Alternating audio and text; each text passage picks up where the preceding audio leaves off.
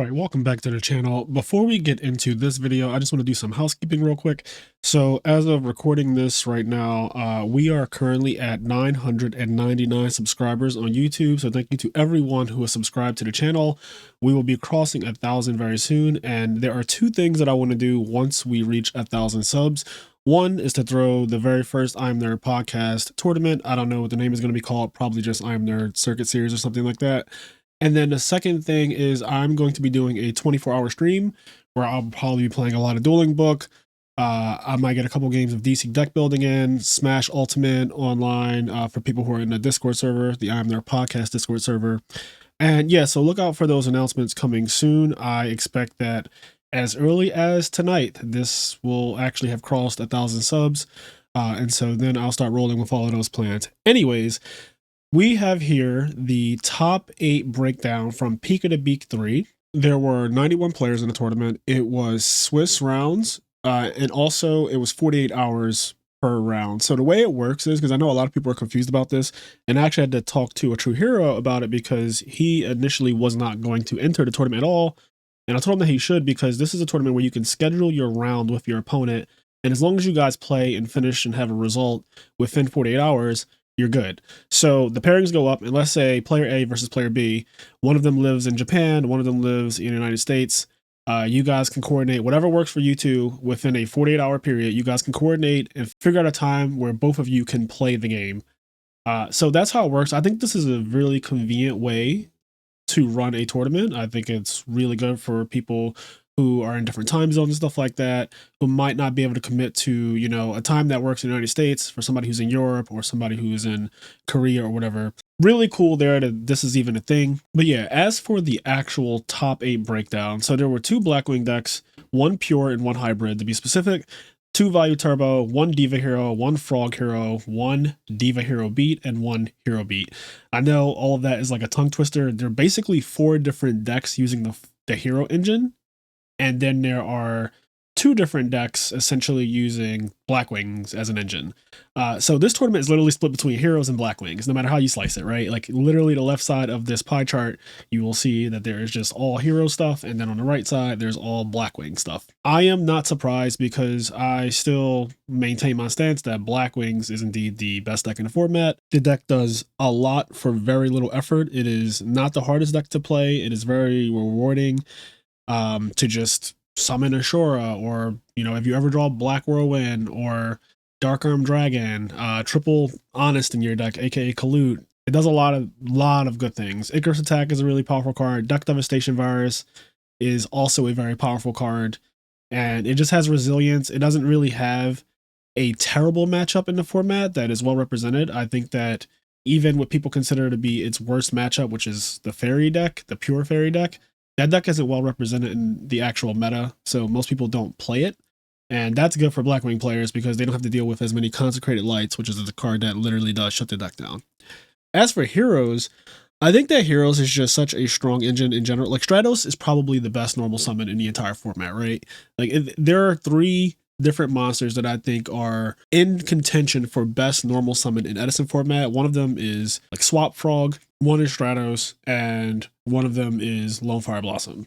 Lone Fire Blossom just goes into Titanial, which I think, you know, as a normal summon, that is absurd to go into a 2800 monster off a normal summon. Swap Frog sets up the entire frog strategy, and every frog deck uses usually 3 copies of it. I know that some people sometimes for some reason don't play 3, but yeah, Swap Frog's absurd. You could also argue that Swap Frog and Substitute are kind of the same thing for the purposes of what I'm talking about. And then Stratos is just insane and enables so many different decks. Like, just pull Stratos out of the format and think about how many decks would not exist if he were not in it. Like, I think literally so many decks that are doing well would not even be able to be played if Stratos was not a part of the format. So Stratos might be the best normal summon in the entire format. But anyway, that's a conversation we can have for another day. Okay, so over on Format Library, they have an actual breakdown. They did their own pie charts and stuff here, and you can see how many decks of each type entered into the tournament overall. So this is out of all 91 players who entered, and you can see here there were 14 Value Turbo, there were 8 Blackwings, and I think that this is pure Blackwings because the very next category says Blackwing Value, which is the hybrid build that plays Dark Grepher and triple Value usually. So yeah, Blackwings in general, like the whole Blackwing engine, however you want to slice it, it dominated this tournament as far as entrance goes, 14 being the deck most represented in the entire tournament. 8 Blackwing, pure, 4 Vayu Blackwings, and then you have 4 fairies, 4 Hero Beat, 3 Aggro Dragon. I'm not really sure what that is. That just Dragon Turbo? I wonder. 3 Diva Hero Beat, 3 Frog Monarch, 3 X Saber, 3 Machina Gadget, 2 Diva Hero Zombie, 2 Diva Frog, 2 Diva Hero, 2 Flamvel, 2 Hero Frog, 2 Diva Zombie. Over on the bottom here, they have the top main deck cards and the top side deck cards. So top main deck cards, Deep Prison. I'm actually a little shocked about that, but yeah, Deep Prison, I guess, was the most played card in this entire tournament. And then Bottomless was next. This is actually really telling because Deep Prison being the most played, this card's really good against certain strategies. I think the Machina deck can have a hard time with Deep Prison if it doesn't have a Ryko to pop it, because running a Fortress into Deep Prison is really bad. You usually use 2 cards to bring out a Fortress. Ideal situation is a 1-for-1 where you just discard Machina Force, but yeah, getting your Fortress Deep Prison sucks. Zombies being able to attack into your guys, and I think the same for fairies being able to attack into your monsters that are bigger so that they can actually get their recruiter effects off is a big deal, and Deep Prison kind of shuts that down. So in a tournament where Deep Prison is the most played card, I'm not exactly surprised that there were no zombies and no fairies in Top Cut, but also representation is a other part of that discussion. So Caius the Shadow Monarch, the 3rd most played card in the entire tournament. That is very telling. This is the first monster that you see on the list, and there are more Caiuses in the tournament than there are Rykos, which is just crazy. Caius is really that card in this format. It is. I've been talking to a lot of the better players in the format, and we've been doing recordings and stuff, and we often talk about how the format has shaped into a hamster Ryko Caius format. So you see that the very next most played card in the entire tournament is Ryko right after Caius. And if your deck is not literally playing, you know, some kind of frog variant or a Blackwing variant, it is probably going to be a hamster Ryko Caius deck. And the best hamster Ryko Caius deck is Vayu Turbo. I think it's well established that is the overall best one. The other ones are like Quick Draw. Sometimes Flamvel plays that. Sometimes Cat plays that engine as well. And hamster Ryko without Caius is just Christius Warren.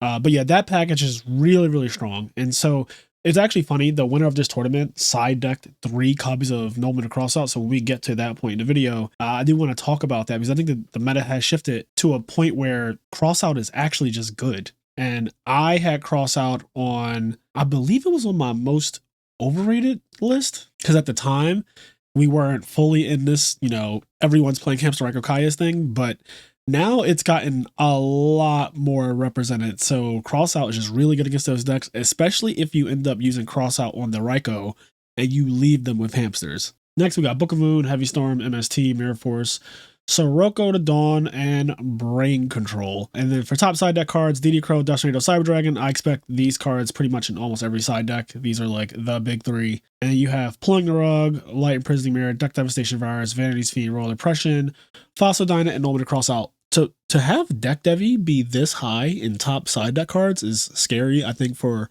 a lot of decks. Like when I think about the fairy deck, the pure fairy deck, and even frogs to a degree, and quick draw, decks like that, decks that actually lose the game if Deck Devi happens very early on.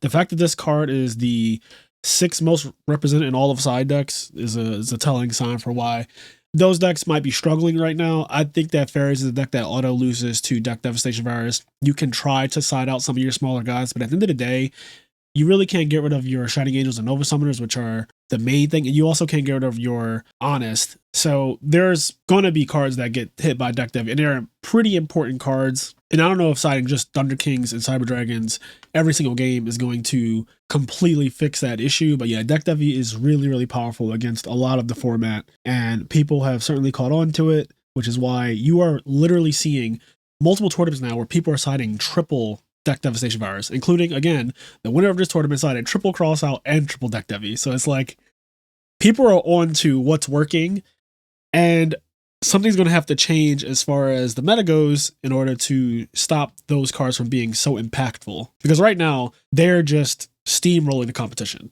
Okay, so let's start off with the bottom 4 players of top 8, and then we'll go to the top 4 players. We have here Diva Hero Beat, played by Giorgione. I think that's how you say that. Sorry if I butcher your name.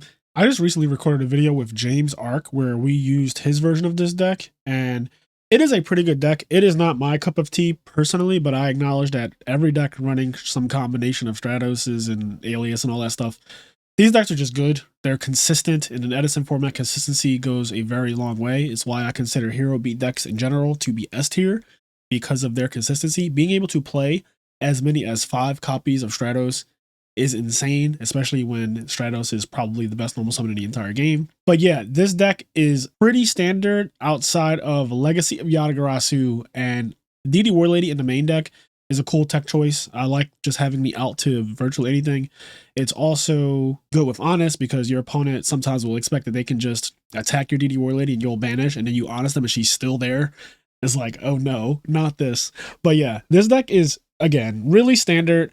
I like the Banisher of Radiance is in the side deck. That card is starting to gain a little bit more momentum, I think. And then he's opting to side 2 copies of Royal Oppression for the matches where you need it. I get not main decking Royal Oppression right now when Value Turbo and Blackwings are still just the most played decks, as we just saw, because either those decks main it themselves or they're just not affected by it anyway, even if they don't play it in their own deck. So Oppression in the side deck makes sense for this type of deck. Also, you're playing Miracle Fusion, and that is the best card in this entire deck. You're also playing Diva, so Royal Oppression can be a little awkward, but I think that if you were siding with this deck and you were siding Oppression in against a matchup, you probably just side out the 3 Divas and side in these monsters that you have here, like Grand Mole and Snow Meteors and stuff like that, that don't get affected by Royal Oppression, but still do really good things for your strategy. Turn into a classic Hero Beat deck without the Diva part. Okay, next up we have Ronak with Hero Frogs. This is a build that I've never seen before. He's playing some unique stuff in here. So I'm familiar with Destiny Hero Defender because Jeff Jones won a Shonen Jump Championship. I believe that was the first time he ever won one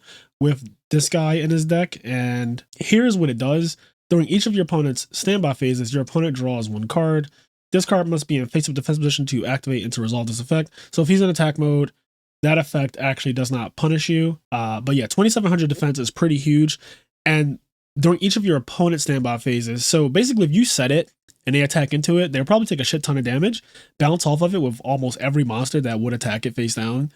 And then on your turn, you can convert it into something else before your opponent gets to ever draw off of it. So I know that this card is like, when you read the effect, it's like, that's really bad, just giving your opponent a draw for no reason at all. But most likely, because this is a Frog Monarch deck, they're not going to get a draw. That's the idea here. The second thing that he plays that kind of combos with that guy, though, is this card, which Ronak is always finding an amazing tech in Edison. And I just love him for this because Inverse Universe, I don't even know if I knew this card existed in my entire life. Like, I don't know if I ever saw this card in my entire time playing the game of Yu-Gi-Oh! But it says, switch the attack and defense of all face-up effect monsters on the field. Very simple. I love one-liners like that. Just switch the attack and defense of everything on the field. That is an effect monster specifically. And what that does is not only Defender, but the other guy that he plays here, Elemental Hero Woodsman, has 2000 defense. And you know that Dupe Frog and Substitute also have 2000 defense. So it can get tricky if you put them all in attack mode, and you can just OTK your opponent. You can just put your dupe block can go in attack mode, your Substitute can go in attack mode, this guy can go in attack mode, Defender, and just start swinging on your opponent with these guys who are 27 and a bunch of 2000s to win the game. So I think that's a really cool thing. Also, when I think about it, I assume this card can be used in the damage step because it modifies attack and defense. So that's also really good, is that you could wait till damage step to activate this, and then it's a lot of times it'll be too late. Like, let's say they just do something as simple as have a Caius attacking your Dupe Frog that's in attack mode, and then you damage step reverse the attack and defense of Caius and Dupe Frog. So now Dupe Frog's at 2000 and Caius is at 1000, and you win that battle.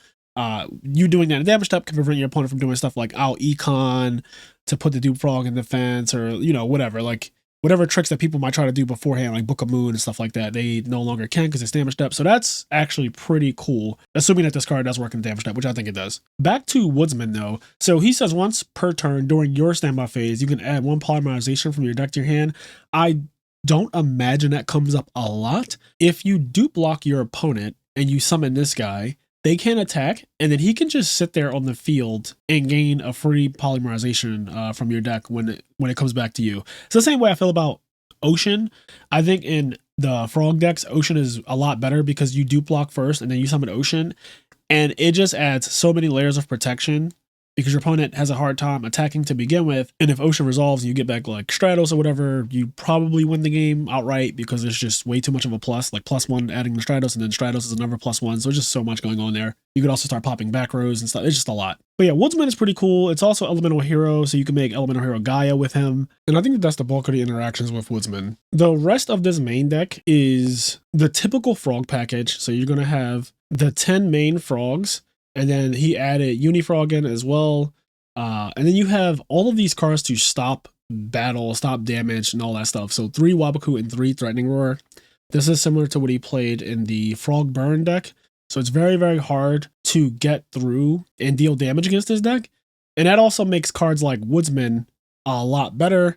Waboku is also interesting because in a format that has Caius being the like 3rd most played card in the entire format, being able to crash into other 2400 monsters and use Waboku as a way to just kill your opponents but keep yours, I mean, that's cute. It's something that can come up, and I just remembered it. Another cool thing is that you get to run double emergency call because you actually play 3 different elemental heroes here, but 4 copies total. So with the 2 e-calls, that's just more copies of Stratos in his deck. So you play actual Stratos, Rhoda, and 2 e-calls, which means you play 4 copies of Stratos. And I just love those ratios. It's the reason why when I played the Frog Hero junk deck, I played 1 Ocean and 1 e-call, and that essentially means that I played 3 copies of Stratos. The more copies of Stratos, theoretically, the better. And I think another interesting thing about this deck is that it actually, I wouldn't call this a Monarch deck because it's only playing triple Caius. There are no rises like we usually see. There's no Dark Dust Spirit, there's no Thestalos or anything like that. It is just 3 Caius, and the rest of the deck is really trying to summon Absolute Zero. And to make sure I'm not crazy, I'm going to check what this thing is. So Elemental Hero, Terra Firma, so Ocean and Woodsman. Okay, well, this deck can 100% make this guy. Must be fusion summon and cannot be special summoned by other ways. You contribute 1 face-up Elemental Hero monster. This card gains attack equal to the tribute to monster's attack into the end phase. Now, so not the best effect, but it's something that I guess could come up. In theory, it's possible for this particular deck to run out of copies of Absolute Zero because you play 1 Polymerization and 3 Miracle Fusions. So there's a chance that you actually don't have another Absolute Zero to summon, and you could summon this guy as the 4th Absolute Zero, you know, the 4th 2500 attack monster. I imagine in very rare cases, the Tribute and Elemental Hero monster and gaining the attack, you know, it can come up, but probably not the most likely scenario in the world. As for the side deck, we have GB Hunter back and Green Kappa. So Green Kappa, flip effect monster, target 2 set spell traps on the field, destroy it. This card is amazing if your opponent attacks into it. I imagine that this card was sided against, decks like Hero Beat and stuff, because they're just attacking always without ever thinking about it. In fact, most of the time when they attack your face down, they're going to assume it's a dupe frog, and this card can just blow them up because it can't be Starlight Road. It's in the damage step. You can't activate Starlight Road in the damage step. So yeah, the fact that this dodges Starlight Road, the fact that most back rows that'll be destroyed by it can't be chained, is just really, really good for Green Kappa. And I've thought about playing this card for a while now, and I'm glad to see that someone else has just had the balls to do it, because it can just catch you off guard and outright win the game. As for the rest of the side deck, 2 copies of Bottomless Trap Hole to deal with Blackwings. As we know, Blackwings have a hard time dealing with summon stoppers. It is one of the deck's only real weaknesses. 2 Book of Moons for mirror matches and decks that summon Christie and Vanity's Fiend, Fossil Dynamic, etc. 3 DD Crows, Value Turbo, mirror match, all decks decks that are just, weak to DD Crow. An 8 copy of DD Warrior Lady, which I think if you're playing in the mirror match, you have Rhoda in your deck, and this is a searchable out to Fossil Dyna, Christia, Vanity's Fiend. So I totally get siding the 1 copy of DD Warrior Lady, just trying to make the most out of your toolbox. This is really smart deck building here. I love it. I mean, everything about this is just really cool. I think Ronak finished with a 5-2 record in Swiss and got into top 8. So really solid showing. Okay, next we have Mercenary V and his Value Turbo deck. This looks pretty standard. This is what almost every Value Turbo deck really looks like. There's always going to be slight variations, like, do you play Chaos Sorcerer? Are you main decking Oppression? How many copies are you main decking? Are you doing 2 or 3 Caius? Are you playing the Necro Gardener? Which I think most people will agree that Necro Gardener is actually really good. And I think almost everyone is playing the Necro Gardener now. I think Necro Gardener is phenomenal, personally. But yeah, the rest of the main deck, straightforward. And I think even the side deck, all of those side deck cards is exactly what you'd expect to see in a Value Turbo side deck. Maybe Lightning Vortex is like a little, techie. You could discard your Values or your Plague Spreader or Necro Gardener to get some value and also wipe your opponent's field down. But yeah, the rest of this is what I would consider to be a very standard main deck and side deck. So congrats to Mercenary V on making top 8. Then we have GYBU's pure Blackwing deck, but maining Cyber Dragons. I think this is a good call because the Machina control deck is kind of annoying for Blackwings to deal with, just with them doing Hamster Echo Kaya setups, and Fortress can be a little awkward to out if you don't have Deep Prison or Icarus attack. So Cyber Dragon just being an extra layer of pressure to not only contact against machine decks, but also to just attack face down monsters. Like if you summon Cyber Dragon and summon Shura, and you attack a face down hamster with Cyber Dragon, you know, you just have a read. Like I'm pretty sure that that's going to be a hamster. That prevents you from running into that awkward scenario where you attack a hamster with Shura and you bounce off of it and they get a Raikou, and then you're like, do I want to use Kalut on a hamster? And you kind of just have to, so that way you don't get completely blown out. But yeah, Cyber Dragon is a nice tech choice in Blackwings. I also like that it ups the monster count in pure Blackwing. Something that I've been complaining about, the pure Blackwing deck, when it loses because it doesn't draw monsters. It only plays, the typical builds only play 18 monsters. So just look at this list and take out the 2 Cyber Dragons, and they all just play those 18 monsters. And because Blackwings use Icarus attack, which is a negative tempo card in a way, where you tribute your monster to destroy 2 cards, but again, you're getting rid of your pressure when you do that. So because of that, you need a lot of monsters in Blackwing decks. That's the reason why I've always stuck beside the hybrid Blackwing deck. I just like the fact that it plays more monsters and I don't brick on just seeing a bunch of spells and traps with no monsters. I hate that feeling. So yeah, I think that this is a solid list for Blackwings going forward. I think that this is probably the correct way to play pure Blackwings with the Cyber Dragons in it. I love the spell and trap lineup. Everything is there. And yeah, as for the side deck, Snowman Eaters and Fossil Diners, just generic good cards against Hero Beat, against Consecrated Lights, against Frogs, Christie Sworn, all that stuff. Those cards really help, respectively, in those matchups. And then Mind Control, really good as well against all the Hamster Echo Kai's decks, because Blackwings are playing a good amount of tuners, 3 Blizzard, a Gale, and sometimes Vayu can be used as a tuner on the field. 1 copy of Deck Devi. It's not as easy to get Deck Devastation Virus off in pure Blackwings, so I understand only playing 1. Masker Restrict and 2 Pulling the Rugs for all of the Monarch shenanigans. I like having the 1 Masker Restrict as just a way to also cut off things like Substitute and Enemy Controller, which all of the Frog decks are playing. Every Frog player is just expecting their opponents to side in, pulling the rug. That means that while they can't get off a Caius or whatever, they can still do Enemy Controller plays, they can do Substitute plays, and those are really, really impactful in the game. Masker Restrict stops both of those things. You can't use Econ while Masker Restrict is on the field. You also can use Substitute. So Masker Restrict kills a lot of the deck, whereas Pulling the Rug just kind of kills the push. And then, of course, he's siding 2 copies of Repression, 2 copies of Light Mirror. Again, standard. But yes, congrats to GYBU for topping with this pretty innovative Blackwing deck and showing people that Cyber Dragon can be mained in this deck and actually work. Okay, we have my boy, my friend, a true hero. He's playing Diva Hero, of course. I believe this is his 3rd top this year alone. With this deck, he's brought the deck back into everyone's mind and has been doing really well with it. This time around, he's made a few changes. So he doesn't play Wing Blast anymore. Instead, he's playing Mind Crush, and he's also main decking Deck Devastation Virus. So in this build, you have Trap, Dust Shoot, Mind Crush, and Deck Devastation Virus. I literally watched one of his matches where he Dust Shoot, Mind Crush someone, and it's just absolute game. When that happens, like in the hands of a good player, they're going to 100% win that game. And the same can be said about Deck Devastation Virus with Mind Crush. Also, on top of that, Mind Crush is just good when you know what people are going to be doing anyway, or you know what hurts you the most. I think that I watched a game against Riot Knight that he played where he Mind Crushed and called Machina Gear Frame, and Riot Knight had 2 of them in his hand, and that lost the game in an otherwise game that a true hero would have lost. The Mind Crush just completely turned the whole game around, and he's able to steal that game. So yeah, Mind Crush is just a really good card. I understand main decking that. I also like the main Deck Devastation Virus a lot. I actually think that Deck Devastation Virus is more powerful game 1 than it is in sided games, because people expect it in sided games, so they might side out some of their smaller monsters.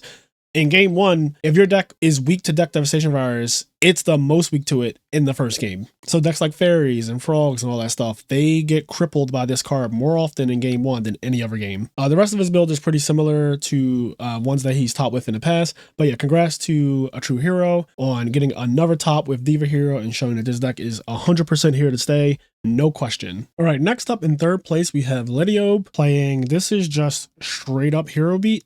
So no divas in this build. Main decking Morphing Jar and Grandma. I love Grandma Mole, I think this card should see more play in general. It is a clean out to every synchro, every extra deck monster basically.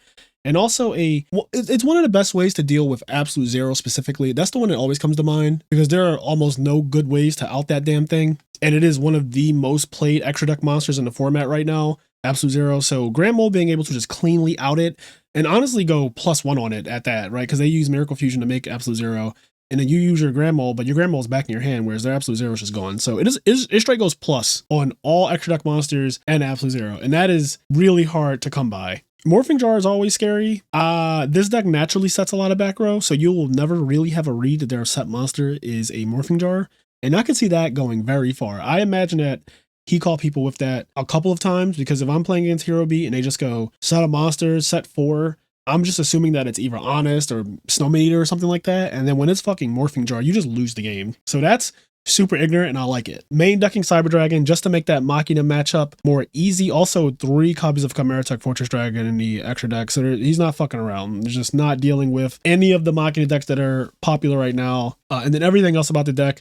Again, I say this a lot, but pretty standard. We've seen a lot of the stuff that Hero Beat decks play, but I like the tech choices. Like I like that people are making these tech choices because that's where the format is right now. We know what all of the main players are, what all the main decks are that are being used and how good they are and what tier they're in and all that stuff. So now it's just a matter of refining them for every tournament, depending on how the meta has shifted.